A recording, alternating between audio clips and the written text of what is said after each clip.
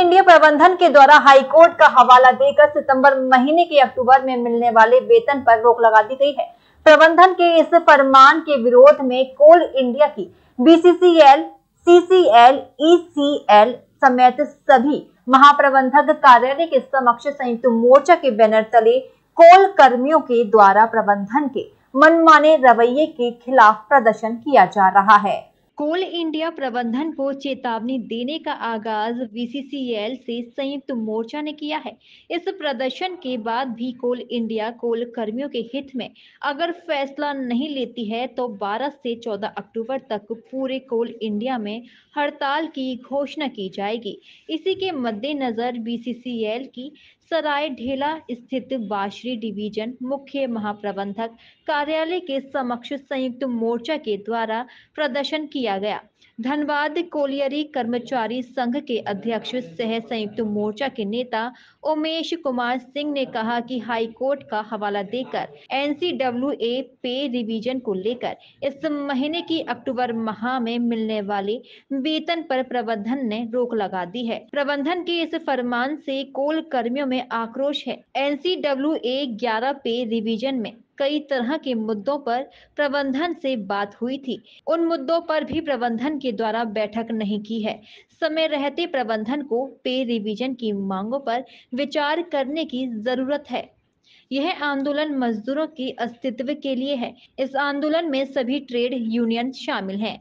प्रबंधन मांगे पूरी नहीं करती है तो पूरे कोल इंडिया में 12, 13 और 14 अक्टूबर को कोल कर्मी हड़ताल पर चले जाएंगे।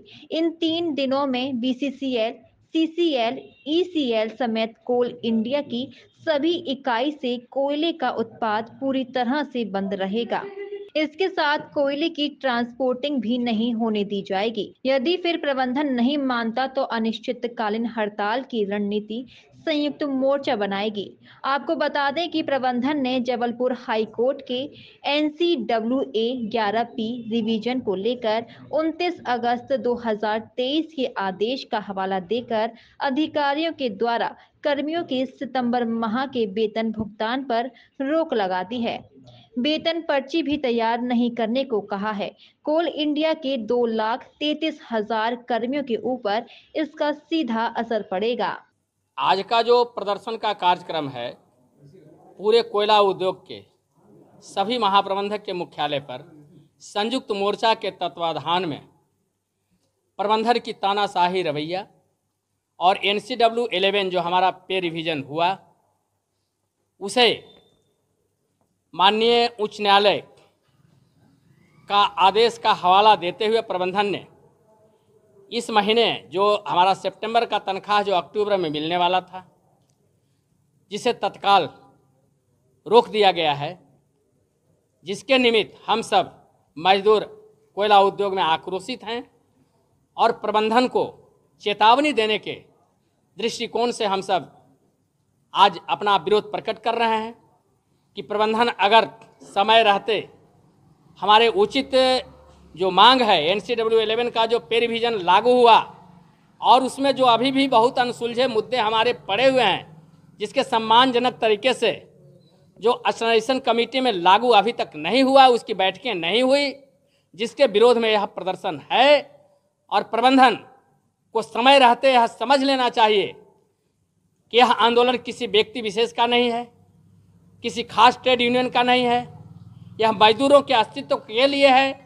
और संयुक्त मोर्चा के सारे नेतागण ने संयुक्त रूप से निर्णय लिया कि अब इस भ्रष्ट प्रबंधन के अगेंस्ट में हमें अपनी आवाज़ को बुलंद करना पड़ेगा और अपने अधिकार और हक के लिए अगर कोयला उद्योग में जो 12 और 13 और 14 अगर जल्दी नहीं किया गया हमारा सम्मानजनक तरीके से समझौता को लागू, तो 12, 13 और 14 को हड़ताल को हम लोग सफल करेंगे कि एक छटाक कोयला न तो उत्पादन होगा और न बाहर डिस्पैच होगा।